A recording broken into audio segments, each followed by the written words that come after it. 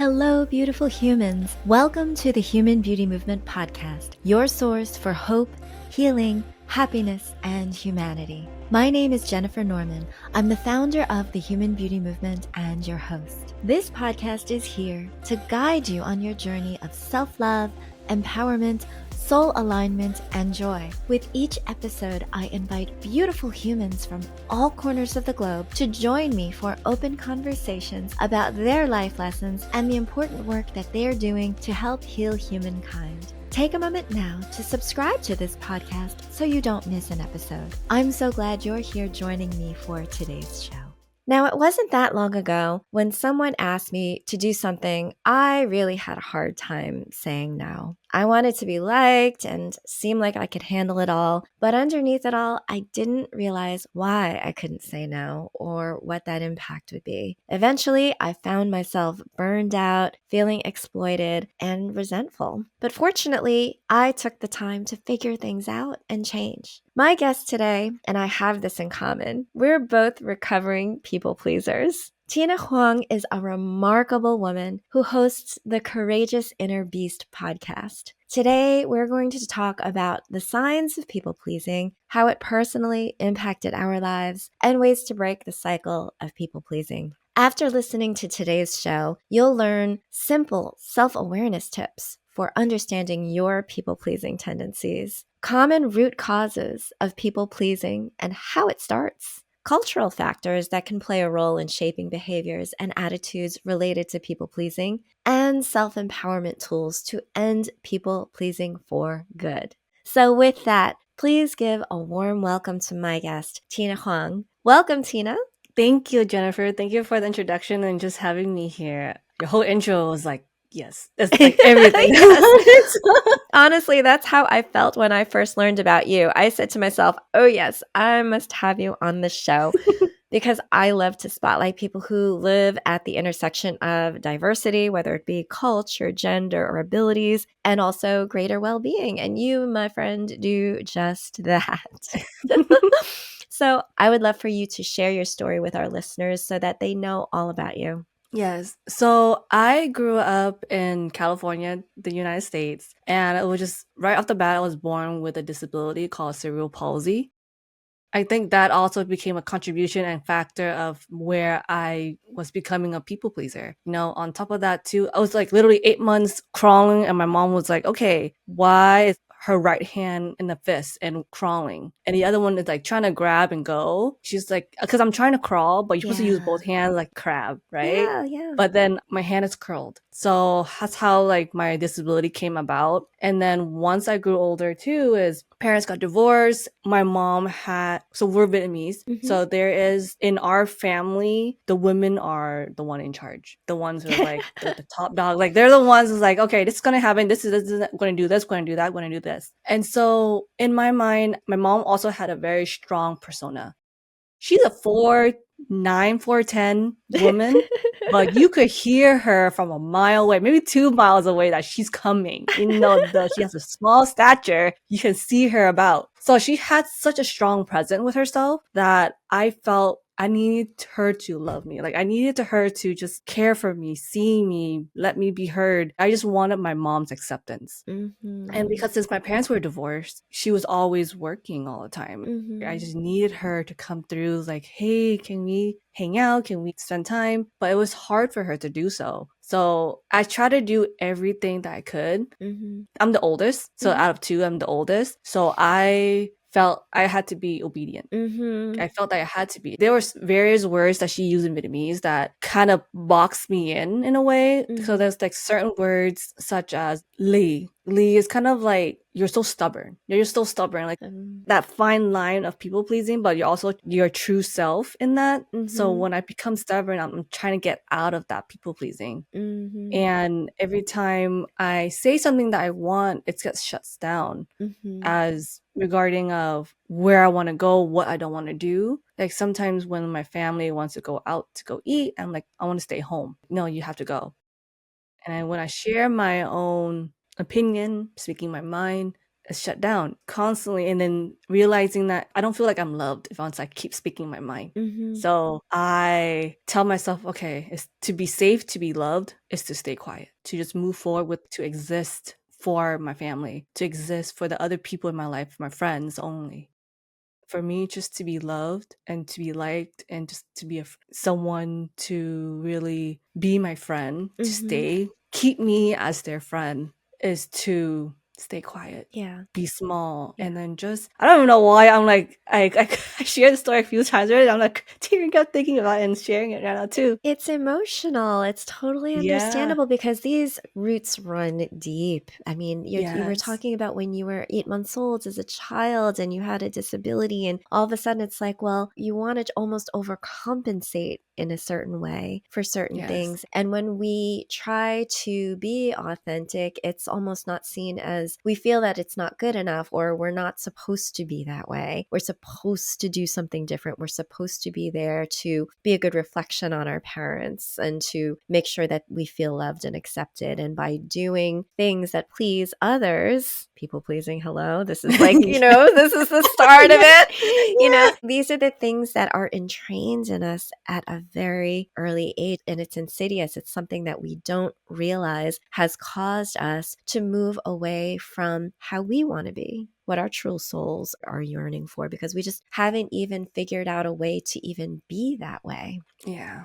And the whole process of that was, wait, so how long have you were experiencing people pleasing too? I find so many similarities in our stories, but in, of course, very different ways, in that when I was younger in my household, it was kind of like do as you're told. Children are to be seen and not heard. It was also, there was just something inherent in me, and I don't think that it was necessarily my adoptive parents that brought this out, but there was some sort of inherent perfectionism or drive or motivation to succeed and to achieve and to just go, go, go, go, go. And so I found myself overdoing it a lot. Like if I was doing art, I would spend all night painting because I just wanted to make sure my painting was perfect for the class the next day. No one really cared, but it was just like, to me, it was like, oh, this was just like, it was so important. And I also felt like I was a dancer and I loved the accolades. I loved when my mom would boast to her friends, oh, Jenny did this recital. And she was, to me, that was like, oh, I did a good job. And so I'm going to perform. So it almost became performative. Like I'm going to do this act, and it becomes conditional. It's almost like we're training ourselves towards conditional love or conditional favor when we people please, don't we? And I think it's a good time. Why don't we talk about, because I'm sure that a lot of people are like, well, how do I know if I'm a people pleaser? I've heard of this before. I might be a people pleaser, or no, but maybe I'm just trying to be a nice person. Oh my goodness, I know. Maybe I'm just trying to be polite. But these are some questions to ask yourself, I think, to know if you have people pleasing tendencies. Okay, so number 1, do you often say yes to requests or obligations, even when you don't want to, or it's not in your best interest? Okay, Tina and I are raising our hands. Yes. Number 2, do you prioritize other people's needs and desires over your own, sometimes to the detriment of your own well-being? Does that sound familiar to you? Yes. Number 3, are you afraid of conflict or confrontation? And do you go out of your way to avoid conflict? That one I was kind of like, maybe, but I know that there are a lot of people that are peacekeepers. They just don't, it's like, okay, we'll just make you happy no matter what, and I just don't want to have an argument over this, right? That is 100% me. Like people consider me a peacekeeper all the time. Yeah, there's so many people that are just like, all right, I'll go out of my way just to avoid a conflict. Okay, so number 4, do you have difficulty setting boundaries with others or saying no when necessary? Oh my gosh, yes. Hell yeah, no, 100%. Yeah. I have some really crazy stories of like, it's like, oh gosh, I really don't want to go out on a date with this dude, but I feel like I have to. You know, it's like, come on, like no boundaries. It's like, oh my God, he bought me dinner, so maybe I do have to go home with It's like you're forced to like be with this person because like obligation, but you Boundaries. I don't have know. to. No, you don't You have don't to. have to. All right, number 5. Do you frequently seek validation and approval from others to feel good about yourself? That one is Hell like, yeah. that one's a siren. That one is like, Yes, it's like an ambulance coming through my brain. Like yeah. hell yeah, that is what. Yeah, that's So exactly what it's like. All right. And number 6, do you feel guilty or anxious when you assert yourself or prioritize your own needs? Yeah, because all the time. we're not used to it, right? We don't feel like Yeah. it's comfortable for us to be like, okay, well, this is what I want. Number 7, do you find yourself constantly trying to please others to gain their approval, even at the expense of your own happiness? That kind of goes along Always. with a lot of the other ones. Number 8, do you have a hard time expressing your true thoughts, feelings, and opinions in fear of upsetting or disappointing others? Mm-hmm.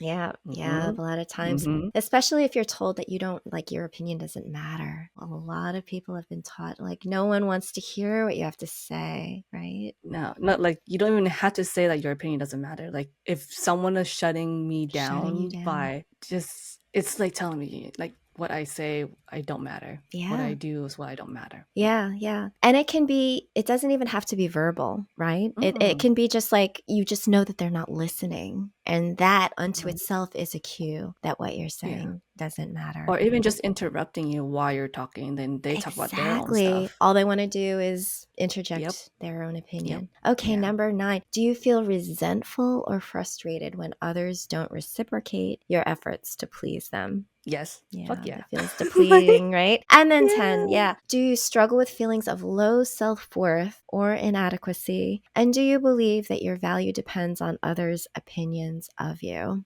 Hell yeah. So much. I Yeah. always value theirs first. Yeah, yeah. So this is important because number 1, we're going through these questions, and the more times that you say yes than no, then sure, you've got people pleasing tendencies. We're just putting it out in the open, letting everybody know. It's like, congratulations. Now that we're aware of the issue, it's our first step on the road of recovery. So from now on, we're going to notice what we notice, right? We're going to practice saying no more. We're going to practice saying, like, am I really doing this because I want to do it, or because I'm looking for validation, or because I really want to win the approval of somebody else? It's like, get into the habit of knowing when your life becomes transactional rather than you wanting to do it because you love doing. You are really just energetically putting your heart and soul in it, and it's something that really fills your cup. If you're doing something and it depletes you, you're feeling resentful, you're feeling like a martyr, that's when you know you're doing something that is more leaning towards people pleasing tendencies, and it's not healthy. So I am curious, Tina, what did you do when you figured all this stuff out about yourself and then you were like, I think that I need to change or else this is not going to end very well for me? Yeah. Well, first off, when you went through the questions, I said yes to every single one from 1 to 10. I was like, this is all me. So I was like, this is like to, you don't know, like to the full capacity, but I've done every single one of those or felt or just like be in that moment. Mm-hmm. But yeah, so like how it all like really the epitome of like where it started to like change for me Mm-hmm. was right before COVID. I was dating someone at the time and I was like head over heels for this person, and eventually it didn't work out. But the last moments of our relationship, I was curious of like why my low self-esteem was asking, why don't you want to be with me? Like, just, those kind of questions, like, why don't you like me or whatever it is. Then he said, well, Tina, your passivity was unattractive. Interesting. Yeah, like, because I mean, now looking back, I understand where it came from. Because every time he asked me, where do you want to go eat? What do you want to do? It's like, oh, I don't know. What do you want to do? Because literally, I'm not thinking about myself. 'Cause if I say something about myself, he may not like it. He will disapprove or whatever it is. So, but really, he wanted my own opinion of it. But of course, I never developed that. I grew up in a people pleasing world, like pleasing every single person. So when he told me why it was unattractive, I went down to a downward spiral, not too far down, but really evaluating what's going on. Like, because I knew I didn't want to be passive anymore, but just that thought of, I don't know what to do. I need help. I don't know. I was stuck. Wow. So right after the fact, I asked people around me, it's like, am I passive? Am I passive? Like many friends. And they all said yes. I'm like, shit, okay. Okay. And so the process of that was I sat with it and I had two decisions. Agree with everyone that I am passive and this is who I am. This is what I've always been. This is why I exist, to just continue pleasing people, to always put myself in the back, always. Right. Or the second option was no, I can change this. I can be better for myself. This is what I want to choose and be who I want to be. And so my first action that I did was on New Year's Eve, you're always with people. You're hanging out with friends, with family, celebrating the new year. My first decision on that was to celebrate it by myself with my dog.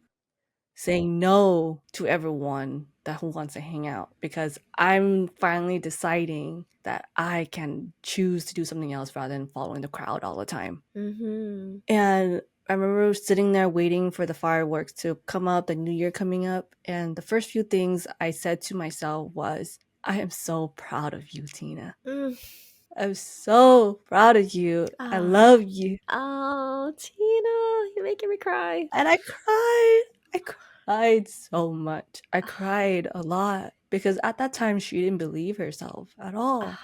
And I think even like now too, like just going back to her, it's crazy. And that was like 5 years ago. Yeah. And that was just like the start of it.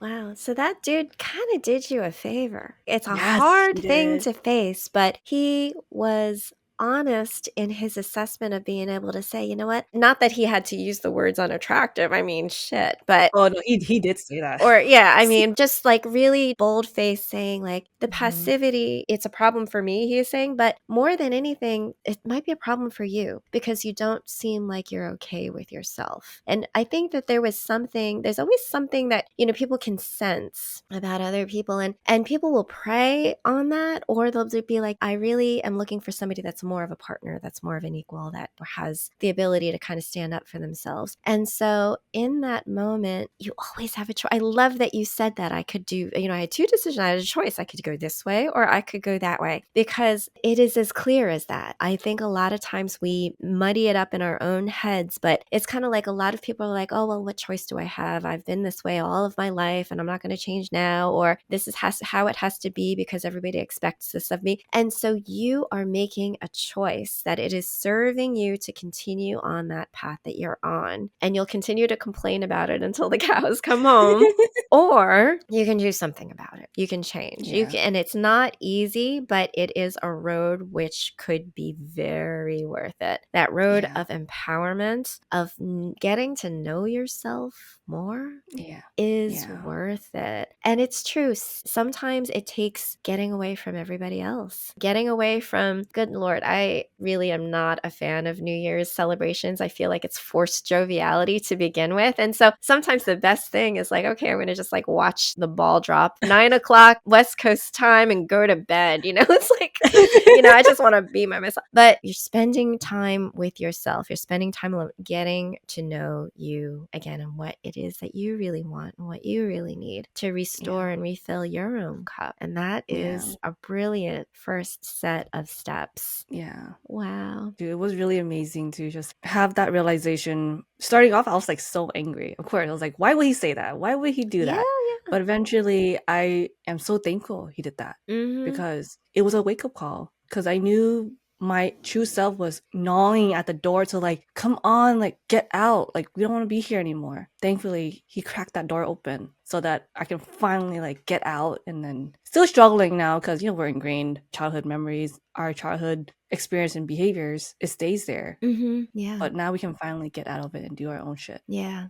It's funny. I was raised by a mom who was also so strong. I mean, everybody, all the women in my family wear the pants. It's like the matriarchy. And so at least there was that. I had very strong role models. All the women like would wipe the floor with the men. Not that I think that that's right or anything, But I never really felt so held back by the fact that I was a woman, which is wonderful. Many other reasons, but not that. But my mom was the commensurate people pleaser. I mean, she martyred herself for everyone, for her children, for her, like, just, she would go to the nth degree, like the most compassionate, kind-hearted women. And to her, it was being polite. That was what a mom was supposed to do, but kind of left her a bit bitter in many cases. But it's something that I had learned that I need to take on and bite off more than I can chew. I just need to keep going. I remember there was this one day when I went to grad school and I would take on all these extra projects. I would do this, I would do that. I was the president of the Graduate Marketing Association.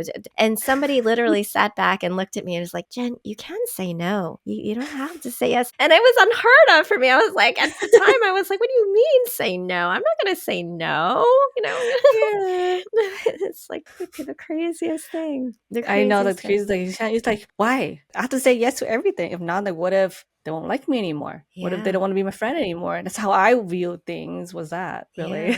Yeah. So if we can practice saying no more, and if we can make light of it, make game, it doesn't have to be awkward. We don't have to be like, okay, cousin Joe wants me to do this, and I don't know what to say to him. I mean, just get in the habit of setting these boundaries, prioritizing your own self-care, cultivating that greater assertiveness and authenticity in your interactions with others, and recognizing the core essence, the core reasons why we become people pleasers. If we think about it, approval seeking. People pleasers want to get validation and approval from others as a way to feel accepted and might fear rejection or disapproval. So they're going to go out of their way to please others in hopes of gaining acceptance or approval. Low self-esteem. People who do not feel that they have a high self-worth are going to think that their worth depends on other people's opinions of them. And so this is compensatory behavior. They're doing the people pleasing to make up for those feelings of inadequacy, to boost their own self-esteem through external validation.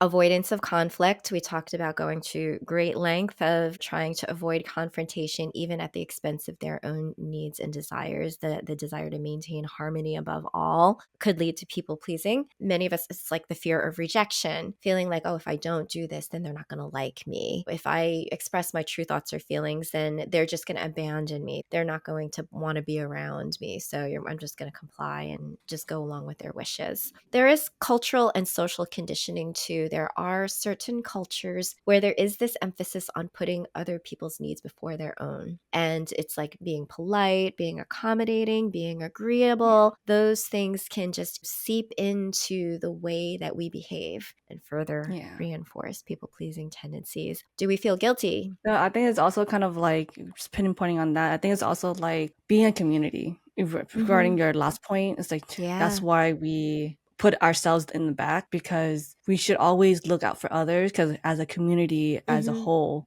we are a group. You're not yourself. Because in the cultural aspects, of course. Yeah, because it's seen as selfish.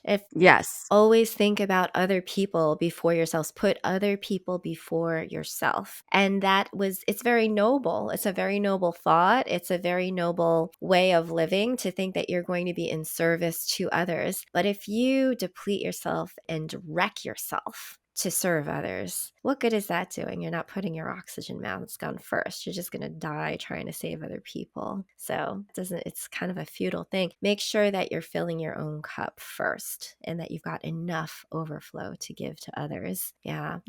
And then as far as that community goes, there is this sense like obligation and guilt. It's like, I feel guilty if I don't help them. Why do I have so much? If I wasn't meant to give to other people, I may as well do it. And you're not doing it from a place where you're it's a sense of like obligation of, I need to do this because it's expected of me. It's not really done out of just like this abundance of like joy. You're the older sibling, or like you're the older, however it is, like there's a certain role that you play within the society or your community, that if you don't do this, it's all the expectations. And then of course we talk about difficulty saying no. And then perfectionism is a huge one. routine when it comes to just feeling like you just have to do it all. You have to be the perfect mom. You have to be the perfect wife. You have to be the perfect girlfriend. And so you're just going to be like, whatever you want, my dear, or whatever you want, I'm here. And just service, service, service, service, service. Yes. When it really gets down to the point where you lose sight of who you are, what you love, what you're about, and all of those things that really make you an authentic human being. Yeah.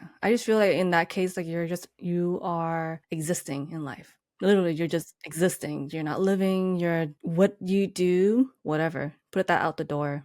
Everyone else is more important, right in the forefront. And that's why we are only existing for that. And it just feels so sad that, I mean, now feeling empowered now to not be in that space anymore. But looking back, sometimes I grieve for her when she was in that space, living day to day, minute to minute, not thinking about her because no one loved her. So why she should care about herself? Oh. Yeah. And sometimes that's it too, is like we just don't feel like we were loved. Mm-mm. There's some sort of just a sense of loss and a sense of grief when we think back on the little girl that we were. And I know that you've done some beautiful performative art where you talk the open letter to your mom, which I watched last night. And it was just like, I felt so strongly because you were yearning for the love of that little girl that you never really got from the mom who was taking care of you or was tending to take care of you as a child, and the things that you missed about that and what you were hoping to. The beautiful thing is that story is not over. The story continues, and you can be that for so many other people. You can be that for yourself. And so I would love for you to share, now that you've gone on this journey, you said that was 5 years ago, and you started the podcast, you're doing other work. Please tell us some of the other steps that you continue to take, because this is a lifelong journey, of course. It's never over. It is. Yeah. I mean, tell us what kind of got into your regular days in terms of trying to break that cycle of people pleasing. Right now, I'm also like journaling still. Mm-hmm. I'm also tapping into my inner child too, because that is where it derived from, the people pleasing. Once I figure out, like, listen to her, like now I literally have a dialogue with my inner side, my tiny Tina. That's her name. It's like Tiny Tina. It's not short. So cute. So I do like an upkeep with her. She comes up quite often every single day. And so how I just keep moving with the steps and a daily check-in with her is when she brings out and her anxiety comes up, I just have a chat with her. I say, hey, I see you. What's up? I see that you're having anxious or anxiety right now. Want to talk about it? And I just have an internal dialogue. And then sometimes I physically would hug myself, hold my hand. Because I would imagine my right hand is my disability. So I would see her as the younger self. So I'll just like hold her and just like hold her, like, I'm here. Wow. You're safe. And like, because she still has like, my younger self, Tiny Tina, she is 15. Okay. Somehow it's stunted at that age. I don't know why, but it's there. She's there at that age. So whenever she comes up, I just remind, at that age, 15, she's still people pleasing, like heavily, very heavily at that age. Yeah. So I would, whenever she comes up, I just give her so much affirmations, positive comfort. Like I'm the parent with her. And I just literally, whenever she comes, I just have a dialogue with her. That's the steps I take on a daily basis when she comes up. And when she's calmed down and it's like, okay, you can hang out now. And then I do my thing, my present self, do my thing. Because that's where my low self-esteem comes up too. And so it's just a very soothing, constant dialogue with her, knowing that she is safe, she is loved. She is loved by me. Like, she doesn't need to be loved by anyone else right now, just by me. And I will always love her. Love her to my heart. Love her to just, she is deserving as how she is. And that at that age. Wow. And you mentioned that before on that New Year's Day, or that New Year's where you just stopped and you said, I love you, Tina. And that is so powerful. How many of us do that? I don't know when the last time was that I said to myself, I love you. Like I would say, like, oh, I'm the person that I've become, grown to love a lot of the things about me. But I would love to take this opportunity right now for our listeners to just have a pause. You're listening to this podcast because you're interested in your own self-development, your personal development, your own well-being. And so that is to be congratulated. And you're doing it because it's an act of love. It's an act of self-love. So take this moment right now to tell yourself, whatever your name is, I love you. I'm here for you. I got you. I'm not going to say this shit about you anymore. Yeah. I'm not going to say bad things about you, and I'm not going to criticize you, and I'm not going to judge you. I'm just going to love you no matter what. I'm here for you. Yeah. How powerful is that? It is so powerful because the more we give love, like, self-love, like the more you give love to yourself, you're able to genuinely and authentically give love to other people. It is. Now, it is one thing on one hand to be a people pleaser, and it is on the other hand something completely different to actually be a courageous badass. It's just like, and it's not like they're mutually exclusive either, certainly, but you've now started a podcast where you have these conversations about courage and courageousness and empowerment, especially for women who have felt marginalized or overlooked in society. Tell me, what was the impetus for that, and how is that embarking upon your continued journey away from people pleasing and into coming into your own? Well, it started, it is a personal drive. I did it because of it for myself too, because I grew up in fear. And as a people pleaser too, you're always in fear of what is. Like fear of everything, fear of failure, fear of disappointing other people, fear of like people don't love you, not accepted, the fear of so many things. If you're Catholic like me, like when I grew up Catholic, you have the fear of going to hell. Yes. Yeah, I grew up Catholic too, and then like you have to go to church, and then if you don't do something right, you're sinful. Yeah.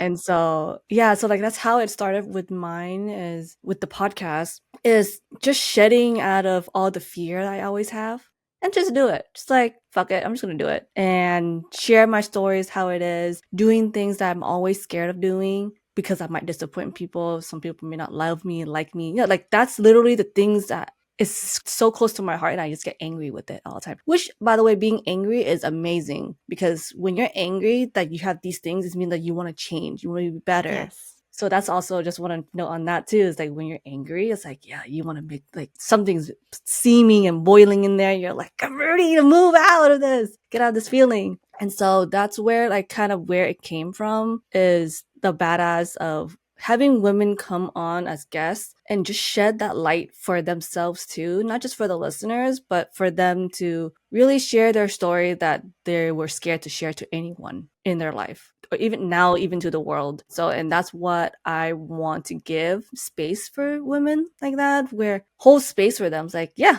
fucking share your story. Like, I'm here. I'm all here for it. I just want to give that space for you, because you deserve to be heard. You deserve to be seen on the stories that you grew up with. And I just want you to be real and authentic with it. Yeah. It's funny because you have a motto, which is, regardless of our fear, we need to say fuck it and do it anyways. So I say, yes, queen, yes, do it. No, yes. It's incredibly powerful. So I want to hear some other examples of things that you've said, fuck it, I'm going to do it anyways, and just went for it. Can you give us some fun examples? Well, I mean, there's some things I think one, starting the podcast, like I was always doing, like really scared of doing it. I also like, fuck it, I'm gonna do it anyways, is it's awesome. Speaking on stage. That was like the one thing like I love doing, but I was like, and also sharing that particular story on stage. That was the one story that I wanted be the first one. I was so scared, because I was like, what if my mom were to hear this one day? Like, she will like get so mad or like embarrassed. She'll shame me. All the negative feelings came on to me for that. So like that was one story that I was like, okay, you know what, Tina, just shh. So I'm not to tell her to, like, so much anxiety. I was like, shh, you're okay, you're good. Shh. And it's like, okay, fine, because she's also stubborn. 15 years old, like teenager. So you're very stubborn. So sometimes I would be like telling her, okay, just hang out. Let me do what I want to do. So that's like another story. Another one. Also with like moving out of I used to live in the Bay Area. So I had to leave because I was there the whole time. And I just was comfortable with it also. And then I think also another like fuck it moment for me was, I have so many. I'm just like trying to rummage it through my brain right now. I think taking that step of doing the hard things, just like, I don't have anything in specific, but the things that I get so scared, I get like so much anxiety that I tend to avoid. But sometimes I just have to tell myself, Tina, just sit down. You're okay. Take it one step at a time. I think that's how I'm able to say, fuck it, I'm going to do it anyways.